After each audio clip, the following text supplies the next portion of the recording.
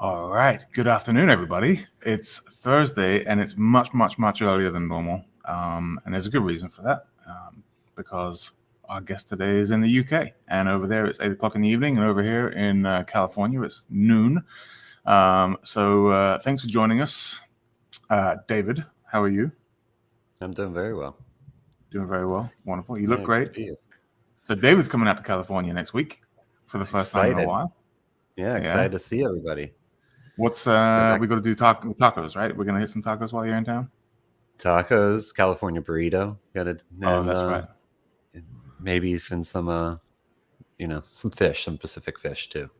Yeah, got some good fish out here for sure.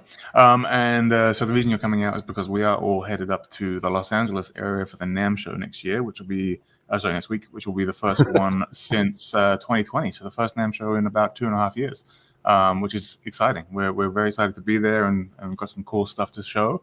So if anyone's watching or if anyone sees this and is going to the NAMM show, please drop by our booth in Hall D, right behind Martin Guitars, no less. Right. What do we say we talk about our guest today and then bring him in, Let's do it. as we do. All right. So our guest today, he has appeared on Deering Live before, and this is his second time.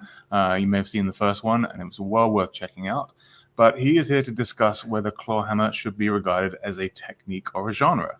We actually posted a blog last week written by him to this effect, and he's going to continue the conversation a little bit today. He's a British clawhammer virtuoso who's loved for his what I would say his completely unorthodox approach to playing banjo, and in particular clawhammer. I had never heard funk or Indian music or jigs and reels and Scottish and Irish style music played in the clawhammer style on a Resonator banjo before I met this guy, and he has never ceased to impress ever since. He's a longtime Deering artist, and if you're not familiar with him, he just has a really fascinating approach to playing banjo. So this would be a really good one to tune in for. Let's bring him in. Please welcome Mr. Dan Walsh. And there he is. Hey, Dan. Hey, how you doing? Pretty good. So we got it's a little past 8 p.m. over there. Is that right? Awesome. Yes. It's still quite bright outside, but yes, it is. Excellent. Yes. How have you been? Everything good over the other side of the pond? Yes, good. I mean, it's been very manic once again. I sort of obviously, as with all musicians, I spent so long doing everything at home and online that getting back to actual real life gigging is indescribably wonderful. But yes. you forget that it's quite tiring. And whereas I used to balance it with just like a dozen students or something, like because of lockdown, I now have like 40. So it's like it's a little bit tougher to balance everything. So I'm it's been pretty manic, but very exciting nevertheless. Well, that's great. I'm glad to hear that everyone's good and you're well, and that's really the main thing as we kind of exit this whole thing. But glad to hear you gigging again. Let's keep things kickstarted. Let's have a little bit of a tune, if you don't mind, and then we can get into some chit chat. How's that? Sure thing. Yeah, that sounds good to me. All right, cool. What are you playing for us, Dan? I'm going to play you. A few reels. My great hero, really, originally was is a guy called Jerry O'Connor, Irish tenor banjo player. So I'm going to kick off with one of his kind of party pieces, "A Bag of Spuds," and that goes into a tune called "The Old Bush," and then "The Humours of Ballinacarrig," which is another traditional Irish tune.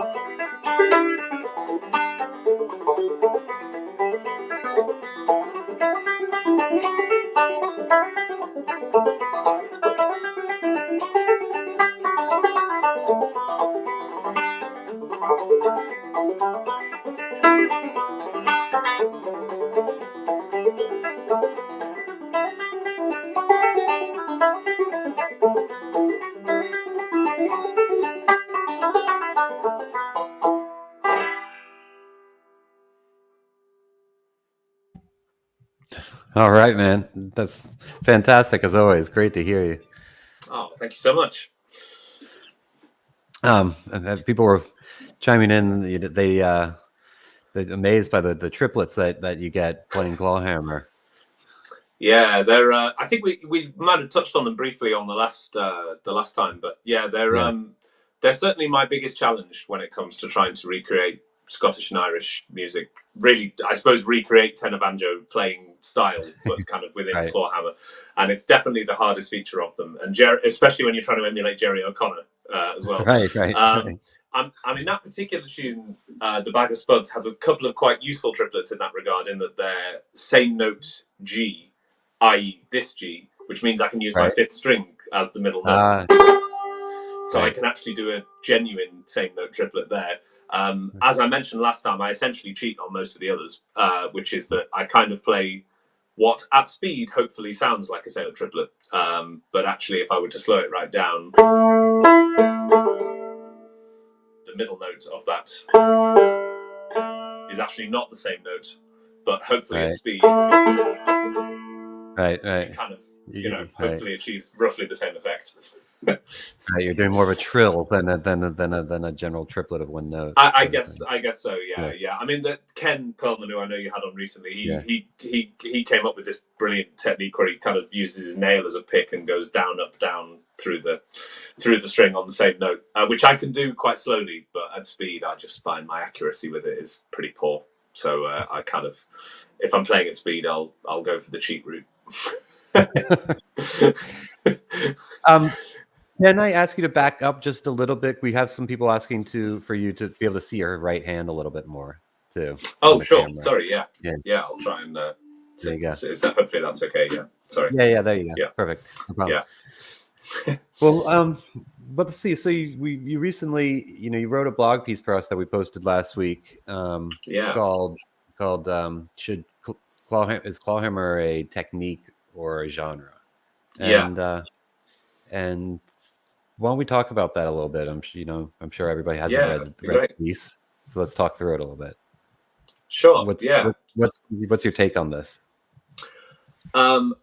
Well, I'll say first and foremost, undoubtedly the technique side. Basically, it's a short answer. I mean, but equally contextually, I acknowledge that I come at it from a slightly different standpoint. In that, I was born in England and had no sort of old-time or bluegrass tradition around me. Didn't even know the two genres existed until I had already started playing clawhammer banjo. So I completely acknowledge that my standpoint is likely to be quite different from someone who's steeped in the tradition and that kind of thing. I mean, really, the inspiration for writing that piece was that when I taught at the Midwest Banjo Camp, which is the most fantastic event, and I sort of really want to hasten to point out is full of many of the most open-minded and wonderful banjo players and teachers I've ever come. You know, it was amazing for me to be in amongst all that. So it's a phenomenal event, which I can't speak highly enough of. But it interested me that on the timetable, there were all these various classes. So there was classes in playing Celtic music in clawhammer style. There was playing jazz chords in three-finger style. There was, getting the hang of bum ditty. There was every kind of topic you could think of in many different styles of music. And yet the main headings, for the two styles were categorized into old time and bluegrass rather than clawhammer and three-finger. And I suppose that just got me thinking. It kind of interested me as to for instance, I was in that old time bracket, but I mean, I wouldn't have said a single class I was teaching was particularly related to old time, really, to be honest. So it got me sort of thinking about that. And it's not that I thought there was anything wrong with it. It just sort of struck me as an interesting topic. And I suppose it was also partly inspired by, a few sort of a few comments I've had, from doing, because Jamie said in his introduction that, I guess my whole approach to the banjo is slightly unorthodox, really partly just because of the background that I'm from.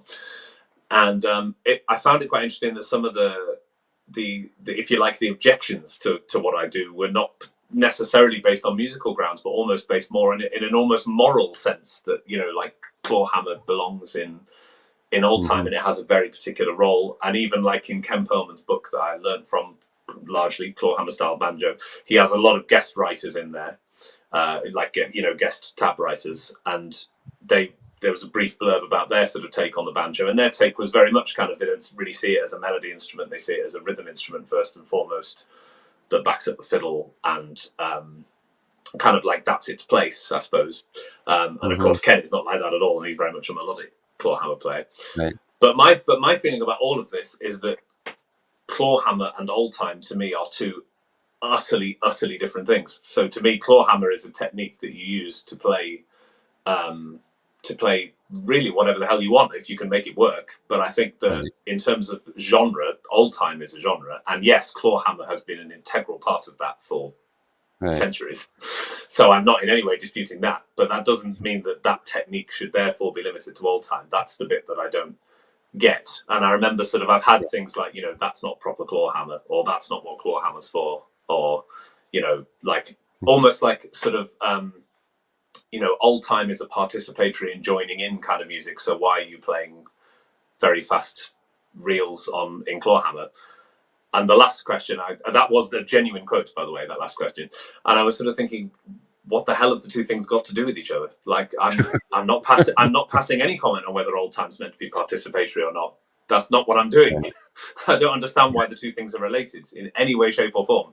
That's a discussion about old time music and what its role is. That's not a discussion about what clawhammer can do. Those two things are completely different as far as I'm concerned, really. So that's the overall strand of my argument. But I'm very, very willing to listen to to have it picked apart and analysed more, but that's basically the overall strand of what I feel. No, there's a lot in there. In the banjo world, it's strange how like stuck in these sort of like generalizations of how you're supposed to do things a lot. It's changed a lot from when I started playing, from just people like Bella Fleck kind of breaking the mold, and a lot of players after that. But it was before I played any sort of jazz or funk on playing three finger, be like, you're not doing it right. So basically, I'm not trying to do it right. It just came out the other day here in Argentina. I was at a bluegrass jam and I was playing like kind of a bluesy thing, and they're like, "You're doing it wrong. You're not doing it like the way we learned on YouTube." I said, so what? Yes, and then, the irony that the worldwide internet could reinforce a stricter way of doing things. It's like, that does seem odd. Sorry, I clawhammer. Clawhammer is used on it's one of the original banjo styles. You know, when you go back to Africa, they use like a clawhammer-esque sort of technique, and it's used on other instruments as well. People do clawhammer guitar as well, and there was a massive boom in England in the 60s of guys doing that. And interestingly, like when the melodic clawhammer boom, if you like, in the 70s, you know, with Bob Carlin and Ken and subsequently Michael J. Miles and all these great players, they discovered that what they thought they were doing in terms of playing jigs and reels and clawhammer style was pretty kind of revolutionary and out there and never been done before. And they discovered it had been done decades earlier. Just they hadn't heard it. But there's actually plenty of that going on.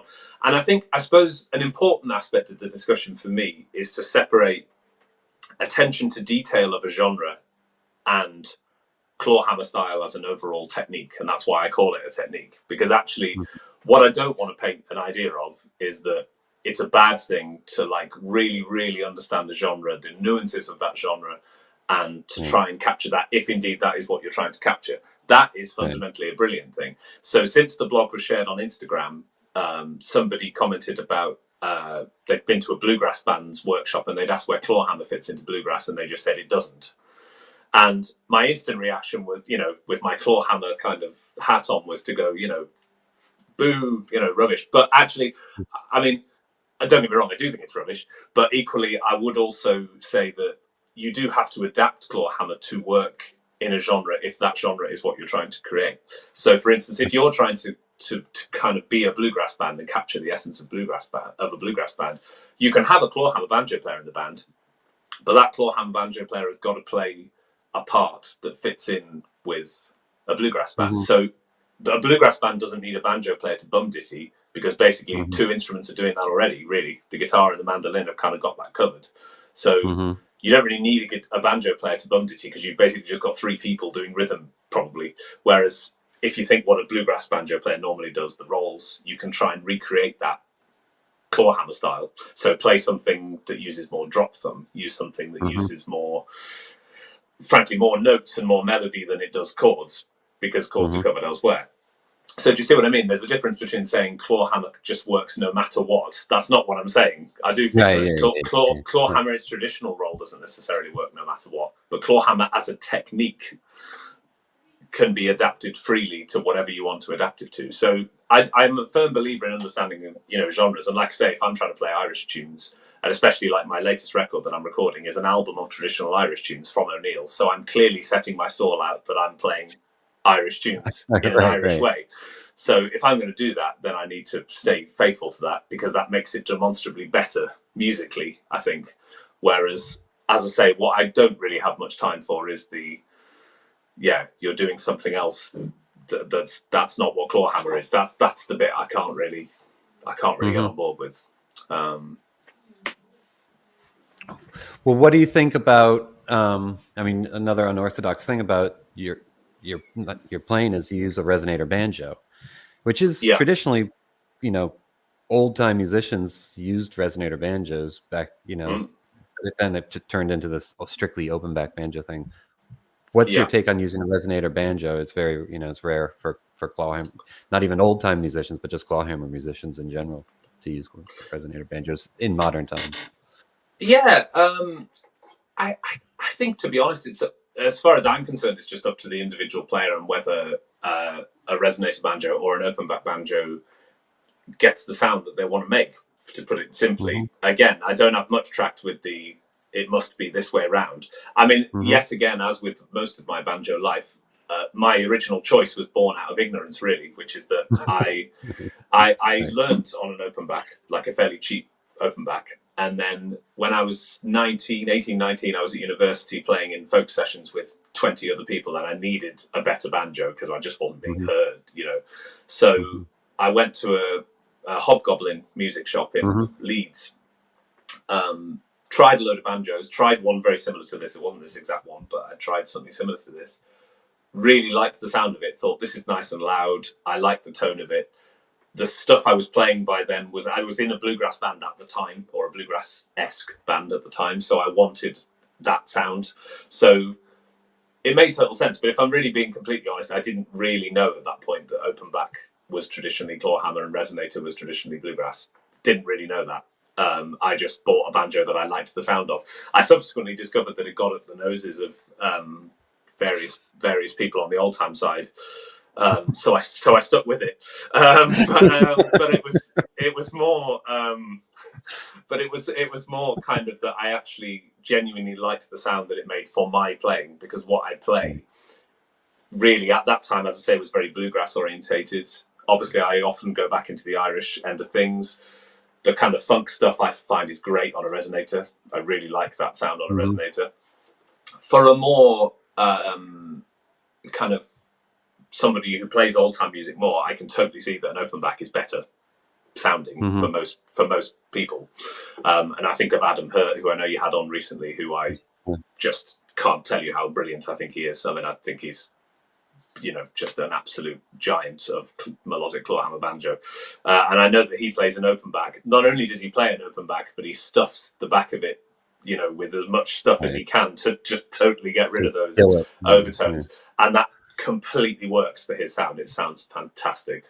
That's exactly how he should play.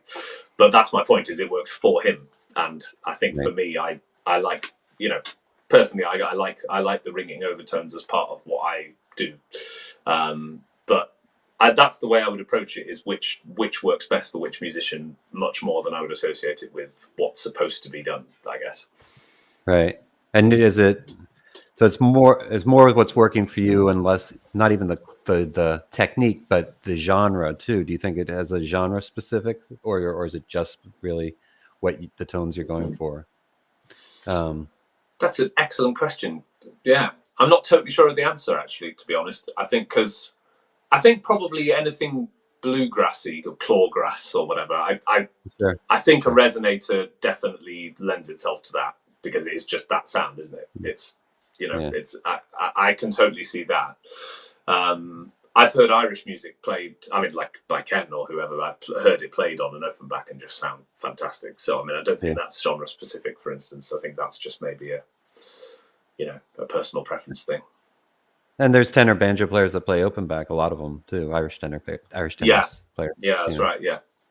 So yeah, it's just the tone you're going for, really, I guess. That's it. And and that the Resonator gives you, because you play solo a lot, or you're kind of, or you're a very much a lead instrument player, right? And I would say so. Yeah. So what does the Resonator? Maybe the Resonator helps you there, and that's the sound that you like, because it's louder and brighter and cuts through. I'd say absolutely, because the band I'm in, Urban Folk Quartet. You're talking. You've got a percussionist, a guitar, and a fiddle to compete, but in a way where a lot of my parts are very riff based in that band, I suppose. Or, well, either it's tune playing or riff playing. So I guess, cutting through, like you say, is an important part of that. Interestingly, my new duo is with a guy called Brooks Williams, who's an American. Who lives over here now, but he's an American singer and guitarist, and probably that's the first project I've been in where actually maybe an open back would actually sound pretty cool for a lot of that stuff, because I'm in a slightly different role in that setup. So that's maybe one that has occurred to me once or twice, where I thought, actually, there's a few numbers we do especially where I thought an open back would be really nice on this. So that's so I suppose that just proves your point, really. Just sort of is which role you're trying to play, I guess. Yeah, it's just trying to help people out there understand, if they can't just try things out in different situations, what might be best for them, and kind of understand, well, maybe I'm playing a lot of notes that are kind of need to come out more. Maybe I need the Resonator, or maybe I'm trying to blend more. Maybe I do the open back, something like that. Yeah. Would you say that's kind of a fair assessment for the general population? I would definitely. Yeah. Well, sorry. Go ahead. No, you go far away. I was just reading through some of the comments, and some of the people were mentioning, like, they brought up how Bela and Abigail recordings together. Great job. And have you had a chance? Do you ever play with 3-finger players? I do. Yeah. I have. I still do have a duo with a guy called John Dowling, who's a phenomenal banjo player from Cornwall, so right in the southwest corner of England. We don't have long distances like you have long distances, but if that's as near as we get is going to Cornwall. It's like the very end of the country. But John is a phenomenal three-finger player. And I think basically one day he wrote to me and just said, you know, we've both been knocking around the scene for a long time, but we don't ever seem to have met and jammed. Should we do that? So we got together and had a bit of a jam and really enjoyed it, and ended up recording a little duo album called The Chapel Sessions, which we recorded live in a chapel, just one take, you know, just went for it. And there's a few videos on YouTube if people want to check that out. You just type Dan Walsh, John Dowling, and you'll find us. And I really enjoyed that. But I guess John has quite a similar approach to me in that he's a very percussive player. So the two of those things married quite well. What I found really in that duo a lot, and I'm sure Bella and Abigail would say the same, is just that we really had to kind of write the parts quite carefully and orchestrate the parts quite carefully, because when you've got two of the same instrument, it's very easy for things to get muddy, and if people are just playing in the same range and they're playing, you know, I think it's okay if they're playing exactly the same line, but if they're sort of playing a little bit off, exactly, then it just begins to sound a bit messy. So we ended up using a lot of harmonies and a lot of you know, one person would be kind of playing chordal type stuff and the other one would be playing more of a tune, you know, that sort of thing, to try and complement each other, I guess. But I really enjoyed that duo. We haven't done something for a little while, but it's in the offing, I hope. Cool. I gotta check it out. It's because it is always unique. Playing with another banjo player is you really, you know, unless you're just playing jamming, is one thing, but trying to play something a little more musical than just an open jam, and then trying to exactly, you're right. You do have to kind of talk it out, or just play together a lot and figure out what you're going to each do. Yeah, I think so. I think I was actually really inspired by Michael J. Miles on that score, because he wrote a book called Counterpoint Clawhammer Banjo, which has two parts for every tune. So he'd written a lead line and a harmony line, and he'd done an accompanying CD. And I just love the sound of banjos in harmony. I actually just think it's a really beautiful sound. There's a really unique brilliance about two banjos in harmony. But I think, like I say, I think you do have to write the parts quite carefully for it to work. Right. Like you say, unless you're just having an open jam. Yeah. Well, you mentioned you did your book O'Neill's for Clawhammer Banjo, which I saw on your site. That came out around Christmas time, this past Christmas or so? Yeah, or that my year off? Yeah. Okay. Yeah, you might be actually. Yeah, yeah, I think so. Yeah, I think it was Christmas 2020. Yeah. Anyways, for first of all, for those who don't know about the O'Neill's book, O'Neill's Irish, Irish fiddle tunes book, what should let people know about what it is, and then maybe talk about that because you're also doing a recording of some of these arrangements from there, right? Yeah, I'm actually. I would have finished it by now, but unfortunately, I got COVID just when I was about to do the last day of recording, and while I've recovered, obviously, long since, I just haven't had a spare day to go and do it again. But yeah, that's right. I am recording. Yeah, I'm recording. Basically, every tune in the book will be recorded with a simple guitar accompaniment. Basically, yeah. So, how many tunes did you arrange? Because in the Neil's book is quite large. So certainly not that many. Yeah. Oh yeah, no, certainly not that many. I think there'll be 15 tracks on the record, which they'll all be medleys. Nearly all medleys. There's a couple of tunes standalone, but most of them are all medleys. Yeah. So I guess that probably equates to maybe like 50 tunes, something like that. 40, 50 tunes, maybe something like that. Wow. And I really enjoyed that process, and I think actually that's a great example of what we're talking about, really. Getting back to the overall thing about genre and technique and all that, because I think I think that for me there's no real inherent limitation about what clawhammer can do, really, within that range. I don't think it. I suppose in a way I had a bit of an existential crisis when I did sort of finally realise that I was playing Irish. I was playing clawhammer banjo, and it was the wrong banjo because I'd grown up listening to tenor banjo and all that. And I sort of thought, well, yeah, I can play all these tunes in. I figured out playing these tunes in clawhammer, and then I thought, well, am I actually doing anything worthwhile here, or am I just essentially doing something that would just be easier on a tenor banjo? I was trying to ask myself, is there an actual benefit from it being on clawhammer? And I think I realised, yes, there is, because obviously it has a completely different sound and tone to a tenor banjo anyway. So even just on that level, it's worth it. But I think also clawhammer has this wonderful percussive drive.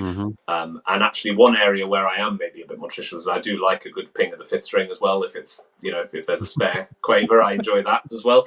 So those are the sort of things that I can bring to Irish music that wouldn't be in a tenor banjo line.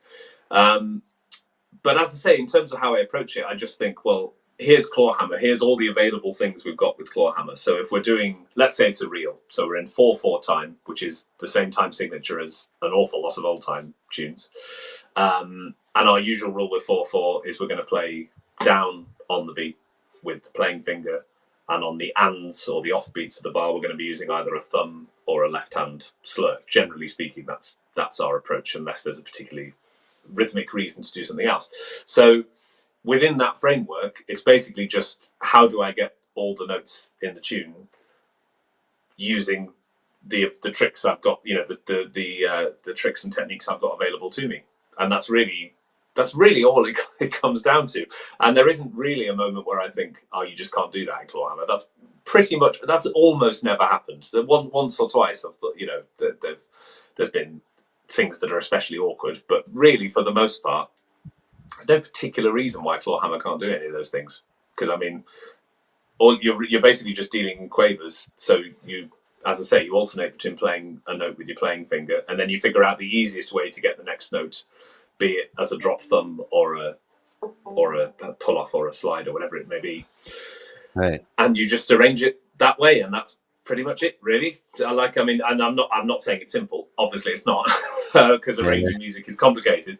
But for me, that's really where it starts and ends. It seems relatively. It seems that clawhammer has the complete range to do all those things. So, like I say, it sort of puzzles me when it's like clawhammer's just for rhythm. I just don't see that. I just, I say, unless. But again, I come back to my previous point, which is that understanding a genre is also a good thing. Yeah. And I do think that if you're musically trying to capture certain things, it is good to really understand what you're trying to capture. If I listen back to early recordings of me playing reels, I shudder, because I basically just played them like I played old-time tunes.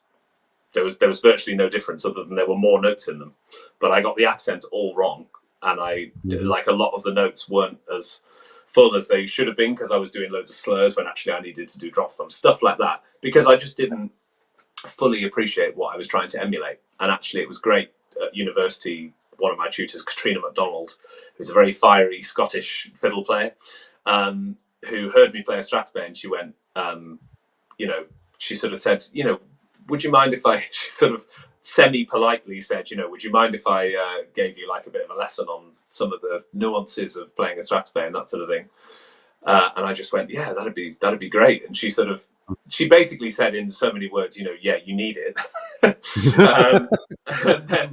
and then I had a lesson with her, and sure enough, I understood those tunes on such a deeper level than I did before that.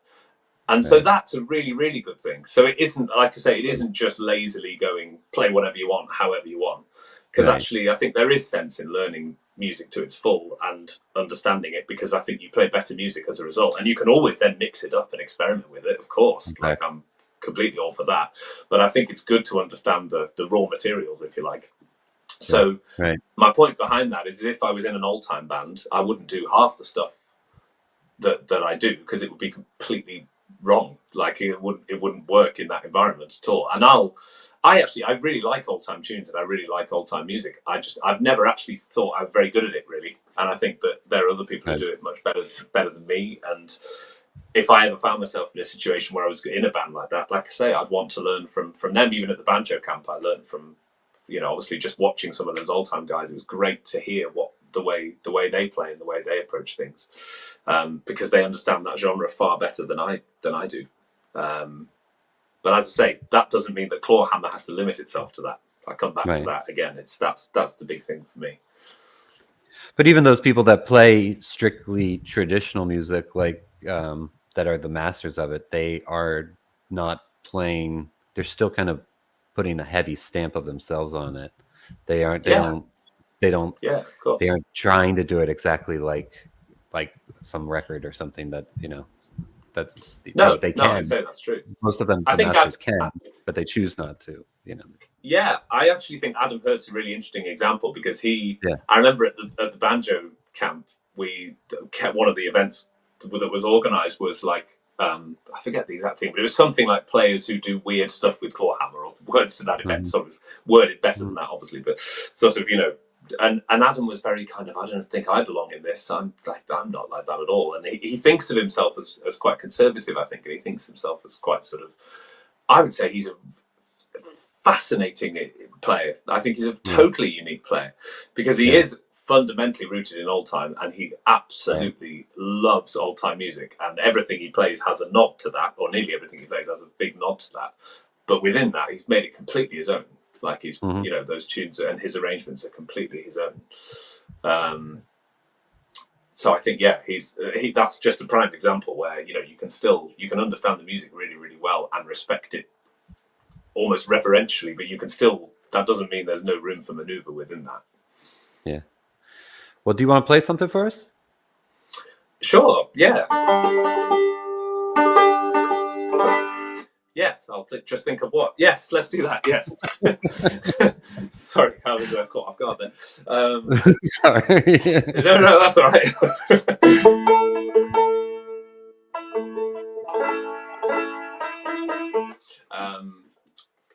I'll play a tune called this is called Late Night Drive. This is one that I wrote.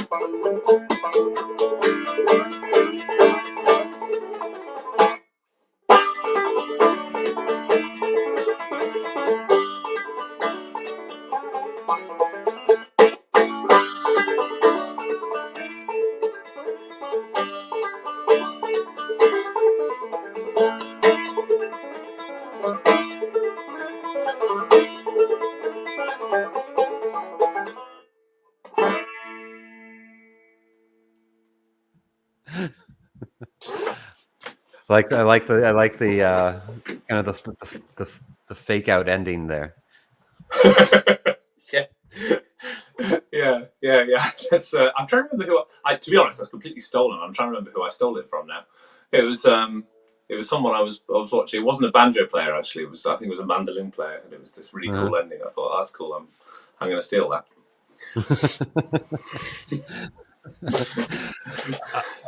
That's the case. I won't go there.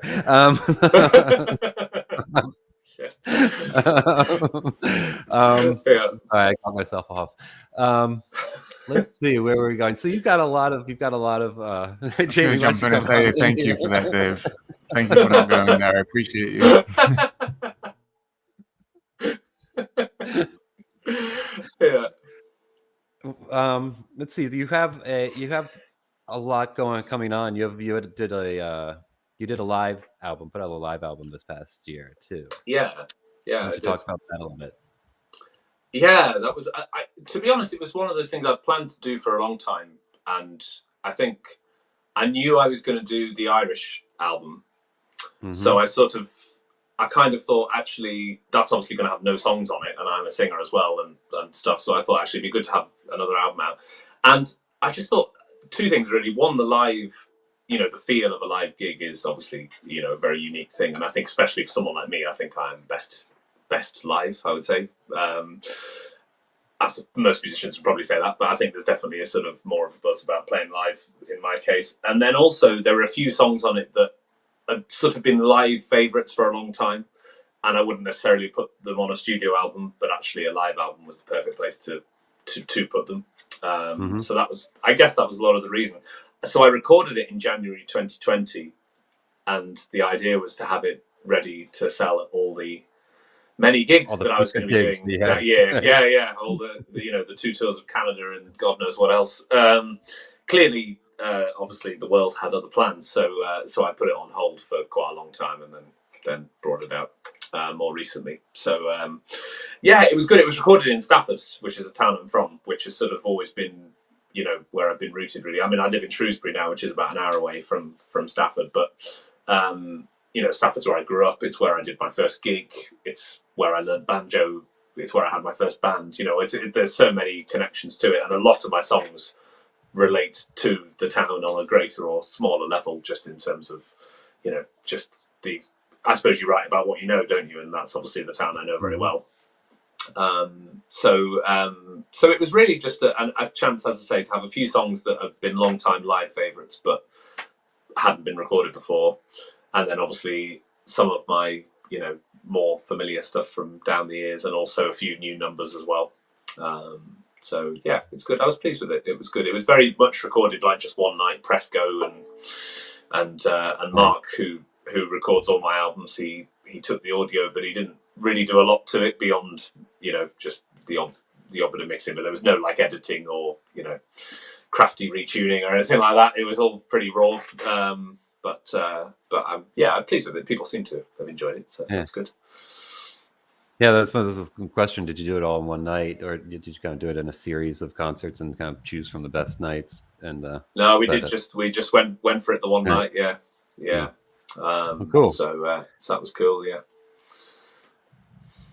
Going back to the Irish album, sounds like again. We didn't really get to what is the O'Neill's book, just for people that don't know. Oh yeah, sorry. Yes, I never answered that, did I? Sorry. So it's sort of like a bit of a Bible, really, for classic Irish tunes, I guess.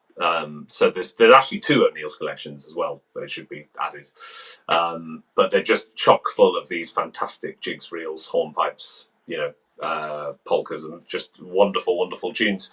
And so my reason for sort of, I suppose, I just wanted to frame the book a little bit, because it was before I mean the album idea came subsequently. I guess the book was the first thing I did, so it was about sort of trying to frame it a little bit. And I thought, well, O'Neill's is just home to so many of these wonderful tunes that I know already, but I also thought this is a prime opportunity to dig up some more tunes as well. So I looked through the book and, just to be honest, almost kind of just stopped at anything that looked interesting. And thought I'd have just played it, just read the music and played it, and thought, see if I kind of liked the flavour of the tune. And then if I did, then I chose that one and arranged it slightly more thoroughly. So there's a tune called the Mooncoin Reel, which I'd never heard before. And it's now like a big part of my set because it's glorious. Like, it's just a brilliant, brilliant tune. And it's actually, interestingly, one of those tunes where it's relatively... Whereas a lot of these tunes can be very fiddly, in terms of clawhammer, and you have to. By that I mean you have to utilize sort of a lot of the techniques, so things like off-string pull-offs and lots of drop thumbs and lots of, it's reasonably complicated to do. But the best bit of the whole tune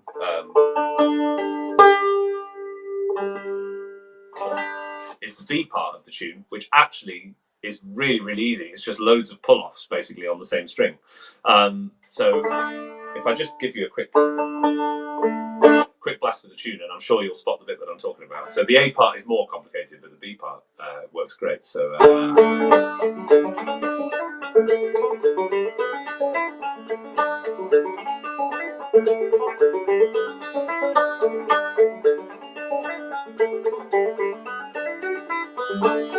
sorry.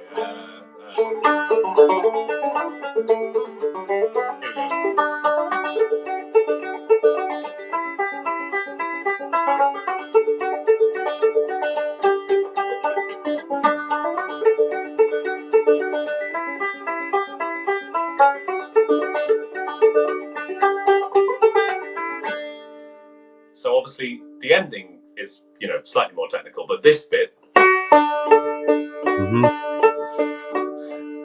it's just loads of, it's basically just loads of pull-offs. So it's actually totally ideally suited to clawhammer. It's far easier than the cross-picking that you have to do on tenor banjo to play that tune. It's actually really, really easy. So it's interesting that, these tunes that are supposedly sort of, not made for clawhammer, actually there are snatches of them often that are actually, that actually suit it in some ways even more easily. Right, they just kind of accidentally fall under the, under the G tuning sort of thing. Yeah, that's it. Exactly. Yeah. And are you capoing and stuff to play these? Because a lot of them are in A and D, and are you capoing for that, or are you playing everything in G and C? Kind of? So, funnily enough, I'm really glad you raised that point, because that was one of the key things of the book. Actually, was that I wanted to write plenty of arrangements that were in different keys but still in G tuning. Because when I was at university, one of the things I found was that I knew various tabs of Irish and Scottish tunes that I'd mostly got from Ken and Michael Miles, and I had those arrangements and people liked those arrangements. The issue I had was that I could only play in G tuning or C in double C tuning, and all these Scottish fiddlers and Irish players and whatever, they would just like rattle through 7 tunes in a medley, all in different keys. And I kind of like, well, I can't really come to a session and just spend most of my time tuning or trying to find the capo. Do you know what I mean? Yeah. I sort of thought, actually, maybe I need to get to grips with playing in different keys. And that's maybe another thing that I think banjo players sometimes are a bit guilty of, is almost just settling for the slightly easy option, if you like, of capoing or retuning. And actually, I think, again, it's just because you're in a certain tuning, but it doesn't mean it has to correspond to that exact key. No doubt it could be easier. And certainly, like, for instance, I played Late Night Drive there, which I wrote that tune, and I wrote it playing a trio with a fiddle player and a mandolin player. So I did it in A, and I put the capo on because that was the easiest way to get that sound. So, I'm not averse to capoing at all. But with Irish tunes, because there's medleys involved, it's really, really handy to have a decent bank of tunes that are not in G, but are in G tuning. And actually, for quite a lot of those keys, there's no particular reason why it would be that hard. D is a prime example, where we've got 2 D strings for one thing. So we've got 2 strings that are D, including the bottom D. So it means that you've got, when you're in G tuning and you're playing in the key of G, that's your lowest note, which is not terribly low really. Whereas in this, like if you're playing in D, you've got that nice bottom note that you can go to. Yeah. So actually,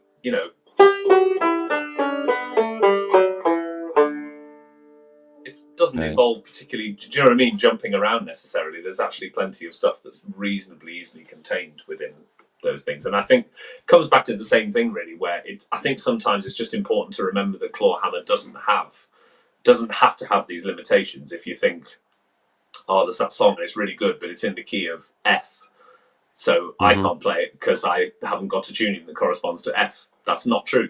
Do you know what I mean? I think it's a matter of finding the notes that are in that key, or in that scale, or whatever it may be, and think about how you execute it using clawhammer. Probably the only difference is you can't rely on open strings in quite the same way that you can. That's really the only difference. Otherwise, there's no particular reason. The notes are there. It's not, it isn't. so there are certain tunings where it'd be very, very difficult. So like I know there's that one like sort of triple C tuning where it's like C G C C and then an E on the fifth string. Clearly, not playing in C in that tuning is going to be pretty challenging. But like that's probably an exception. I think G. It's not as if you're completely limited to G. There's lots of stuff you can do within that. I sometimes retune the fifth string just to have a different drone. Maybe that's more in keeping with the key. But by and large, I think it's good to be able to embrace different keys and not necessarily fear it and think you have to retune or recapo or whatever. I think that's one of the real things I wanted to get across in the book was that. So most of the tunes in the book are in G tuning for that reason. There's a few in double C and in sawmill just because they sound great in those tunings and that's just the best way to play them. But for the most part, my emphasis was on tunes in G, but not necessarily. It's tunes in G tuning, but not necessarily in the key of G. Yeah, you might be if you try doing it in G, and maybe there's one note you need that you find maybe I just have to retune one string, like like the fifth string or the lowest string. You need that, you need like a low C to get, and you just don't have it. And you learn, I don't have to do this whole retune. Maybe I can just change one string, and it's an easy retune sort of thing too. Yeah, sure. Yeah, that's true. Yeah, I did. I mean, there is one tune in there called the Contradiction Reel. I'd be very grateful if you don't ask me to play it because I haven't played it for a long time.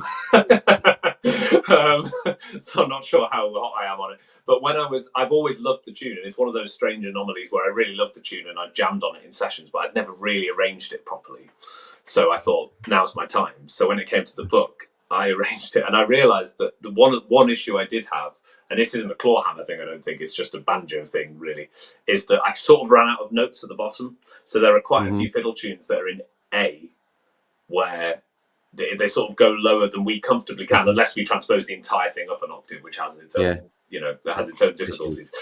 So in the end, I came up with this weird tuning just for that tune. I've not actually used it on anything else yet, but I came up with this tuning where it was basically sort of like an open A major, but with a lower fourth string. So I think the tuning, I should remember this, shouldn't I? So the fourth string was tuned down to C sharp, and then the third string was A, second string was still B, first string I think was E, and then the fifth string something else. I can't remember. But it was it was basically so that I could arrange the tune but have the notes at the bottom, so that I actually stayed true to the melody. Because there's a few tunes like that where there's maybe like one note that just falls below, and you can maybe just sort of skirt your way around it. You can maybe play that one note in the wrong octave, or you can just not play it, or you know what I mean. There's sort of little things you can do. Whereas I think with that particular tune, it just the whole essence of the tune needed to stay true to that melody. So I came up with an arrangement which, as I say, I think worked quite well. But as I say, to be completely honest, I haven't played it for quite a while, so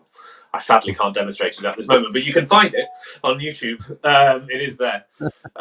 So Contradiction Reel. You can see how it sounds anyway. All right. I'll have to dig it out. We got some questions in the chat I'd like to get through. This first one that I see right here, I have no idea what they're talking about, but it's from Julie Colton. Do you ever go to Sore Fingers Summer School in Chipping Norton? Oh yeah, that's in England. Sore Fingers. I haven't. No, I've actually not been there yet, but I know of it. I know quite a few people who've taught on it and have gone to it, but strangely, I've just never. For some reason, it's never quite happened. But it's a great event, though, from what I understand. Okay, it's like a music camp or school or something like that. Yeah, basically. So it's like, I think it might be a week long, and it's basically just all day workshops and then evening jams. I think, as far as I understand. Another question from Julie Colton is it possible to do a form of hard driving clawhammer, or is this mainly reliant on finger picks? Oh, interesting. So, I mean, I suppose it depends what you mean by hard driving, really. I guess hard driving rhythm, I think clawhammer's even more suited to it than finger picks, really, because obviously you've got such scope for using chords all the time. So if it's hard driving in that sense, I think clawhammer's all the better. I think the picking patterns that bluegrass does, I think, presents a slightly different problem. So I had a song recently that I recorded much against my better judgment, basically, on my Patreon page, I've started doing this feature where I do once a month, I do like a cover of a song that you wouldn't exactly expect to hear me do. And I usually do like a split screen thing where I play guitar and very bad mandolin and banjo and some percussion and just see what happens. And I actually did this version of a song by S Club 7. I don't know whether they made it in... Yeah, well, anyway, S Club 7, who are obviously very much not traditional banjo territory, but basically there's a song of theirs that I remembered from when I was a kid. And it was actually... someone on the internet suggested it, I think, as a joke, but I actually took it seriously.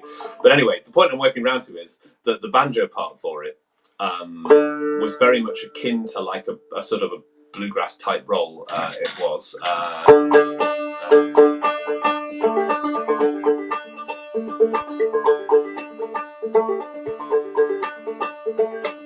So it was that kind of rhythm. Sorry, I'm very a bit out of tune, but it was that sort of rhythm. So I'm not really doing any chords there because I'm kind of trying to emulate more of a 3-finger style sound, I guess. So I think clawhammer can recreate that with the added bonus that we can throw in those chords, you know, quite easily. So I think clawhammer can actually be really, really effective in a bluegrass setting. I think it just, like I say, I think you just have to fine tune it a little bit. Because I think otherwise you just end up doing, like I say, if you stick to the kind of bum ditty thing, it's sort of all right in a jam, but I think actually in a bluegrass band, you'd basically just end up with 3 people doing the same thing. Right. We have a question from Jerry G. It says, Dan, do you ever use an upstroke in a tune for technical reasons? Oh, I like that question. Yeah. I think probably just so in tunes, not really apart from the triplet thing that we talked about earlier. So the same note triplet, if I ever actually am brave enough to attempt it, I use it there. I suppose maybe also perhaps just if you've got like even just a pair of the same note and you can't easily drop them on 2 separate strings. I think I have done that actually, where I've gone down and then up through the same note. So I've not particularly done it with tunes. I think with songs I've done it a little bit more. So there's a song I recorded.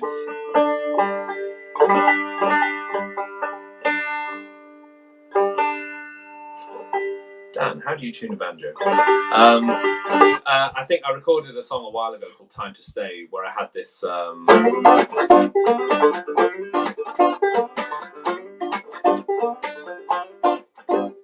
little pattern there.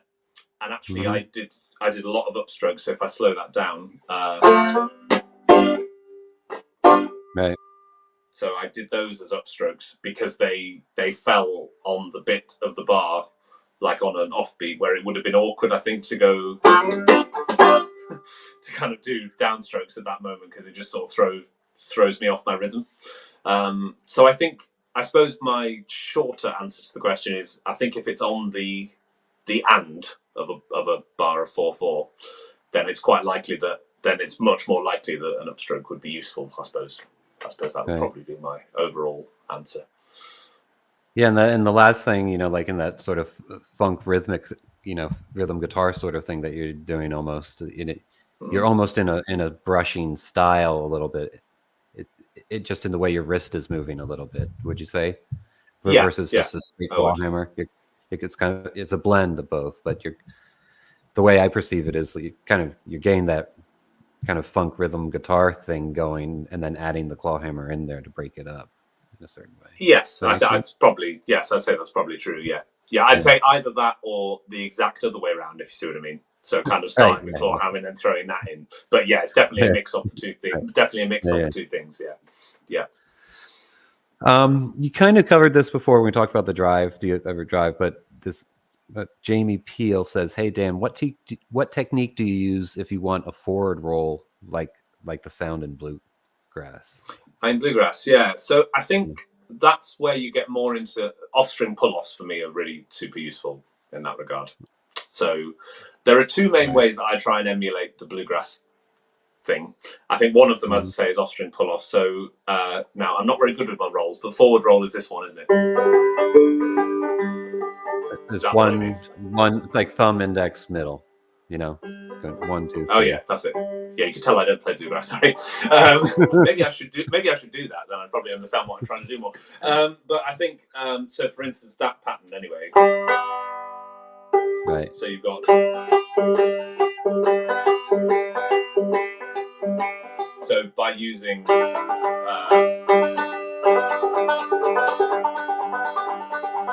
Something like that, you get hopefully a bit of the sound of a bluegrass roll, but also the drive of the clawhammer rhythm. I guess that's sort of what I'm aiming for. But the other main thing I've recently done is to actually alternate. So whereas up till now, a lot of what I've talked about has been just this endless sort of alternating between down, up, finger, thumb, finger, thumb, finger, thumb on each pair. I've actually thought of it more in terms of how bluegrass guys approach it, where you've got groups of 3 in there as well. So using more of the, I suppose you might call it the Gaelic slick, that sort of thing where you follow through your strings and use your thumb. So I actually did an arrangement of Foggy Mountain Breakdown recently where I tried to transcribe, rather than just playing a sort of clawhammer approximation, I tried to transcribe almost note for note and do it that way.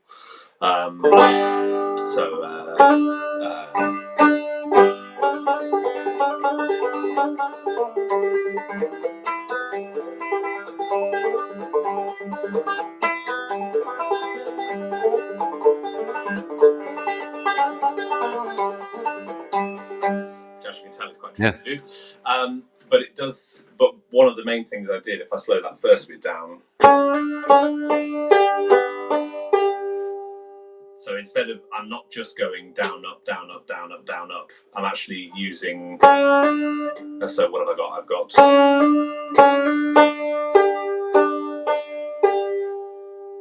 So there's quite a lot of using my playing finger to follow through the strings and then get the thumb on the end there. So rather than, because I suppose an obvious clawhammer sort of bodge of it, if you like, would be something like that, which doesn't work in that sense. But I was sort of trying to really get into the territory of, right, how do I actually emulate more of what those guys are doing? Do you know what I mean? How do I actually really sort of hone in on that sound? So I didn't allow myself to put chords in and stuff like that, or bum ditties or anything like that. I sort of, just as much as a technical exercise as anything, I just wanted to sort of challenge myself to really just, like I say, almost kind of transcribe it note for note, and look at it that way. So yes, I forgot what the question was now. Obviously, the forward roll, that was it. Yeah. Do you do a lot of that?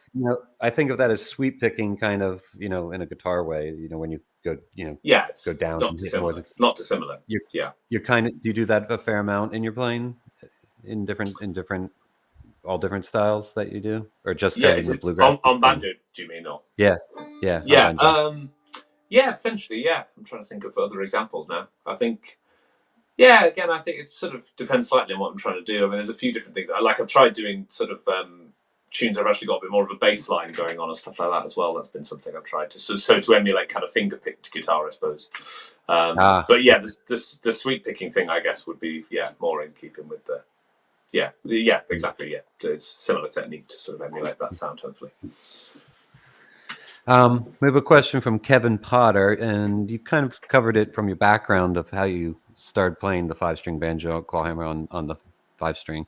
But does Dan think that being in the UK influenced his genre hopping? I play a lot of bluegrass, not as well as Dan on clawhammer, because basically more people seem to do that over here than old time. I think the answer's got to be yes. I think not necessarily so much the influence of the UK itself, but I think just the very fact that I was not in the US, really. I think kind of just I think that really I grew up listening to so many different kinds of music because my parents, whilst not musicians, are both massive music fans. So it was always a big part of the family life at home that music was on in the house. And I obviously just latched onto it from a very young age.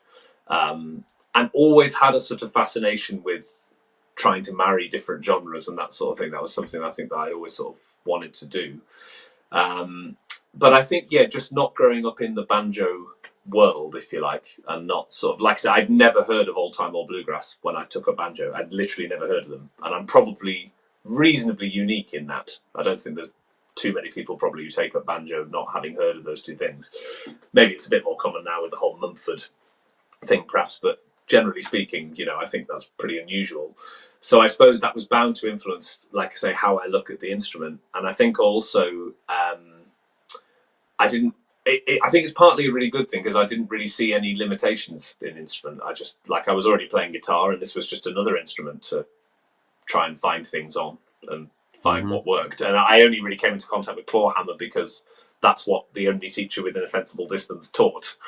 So that was the technique I was given to work with, if you like. And then I just didn't see any reason why it couldn't do anything else. And like I say, I suppose going back to the original question, I do acknowledge that it's very easy for me to say, like, oh yeah, it's a technique and and not a genre. I do believe that passionately, but I do understand why it's very much easier for me to say that, because I think when you grow up, if you grow up in America in I'll call it the banjo world, but with an awareness of banjo custom, I suppose is the right way to put it. Of course, you're going to think that it's old time or bluegrass because mostly that's what it is. It's very, you're probably going to think that. And I think old time probably as a background is different because, people mention Bela Fleck as the sort of obvious example of someone who's done loads of stuff on the banjo that was groundbreaking and different and not just bluegrass or old time.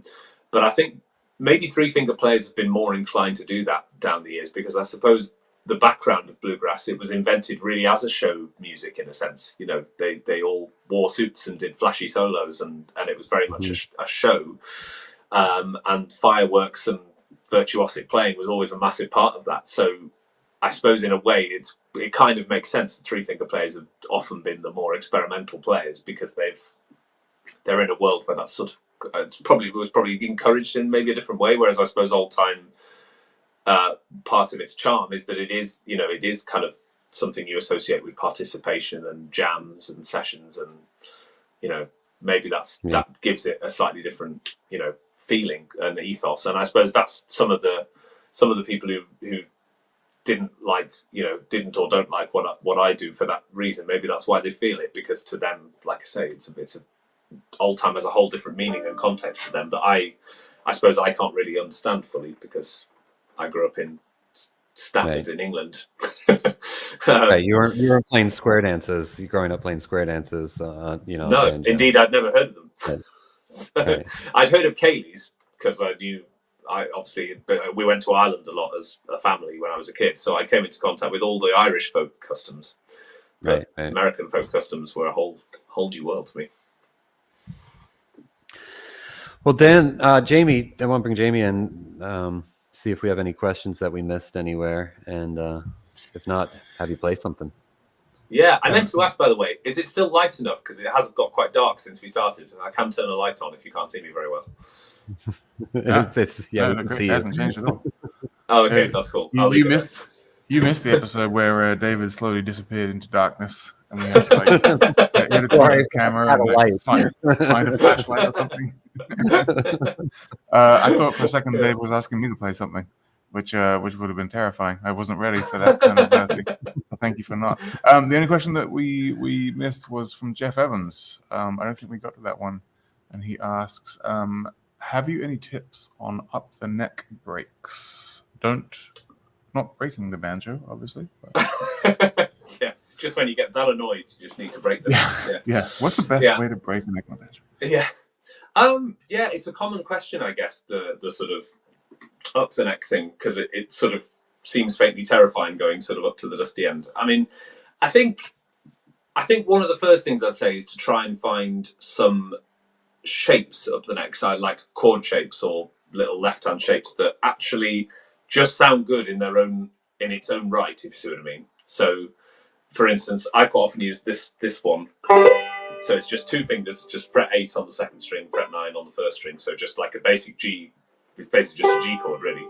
But by having that shape on, if all you do is just play those two strings, then you've already got something that kind of works. And then just experiment with adding and taking away sort of things from that shape. Does that make sense? So you're basically, I suppose in a way, you're figuring out what your scale is up there, but in a more fun way than just playing a...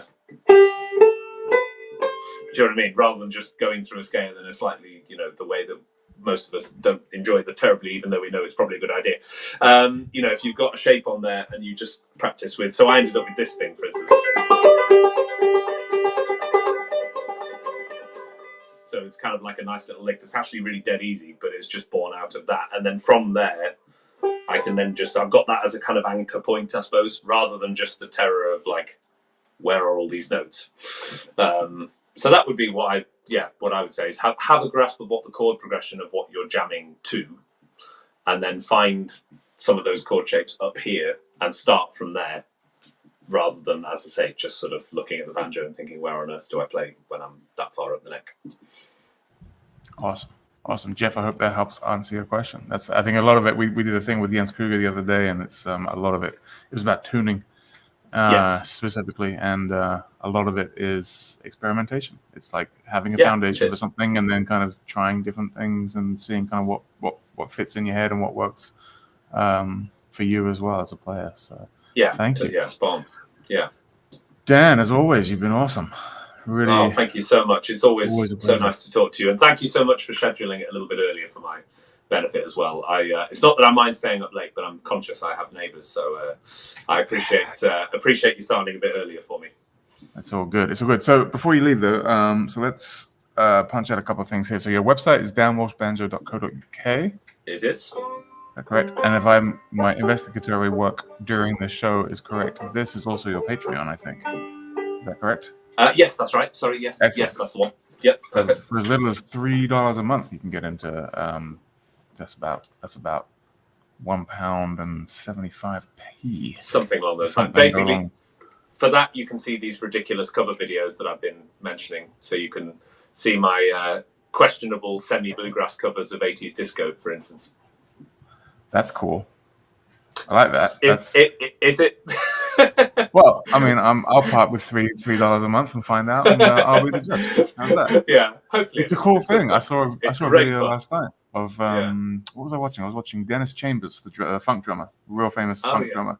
Yeah. Listen to like a prog metal song for the first time without drums, and then they give him like an hour, and they just come in and just see how he does, and it's fascinating because he just does a completely different take on what the original thing was. It's very interesting to watch a different musician take on a different thing. Wow. It's really fun. So it's worth checking out.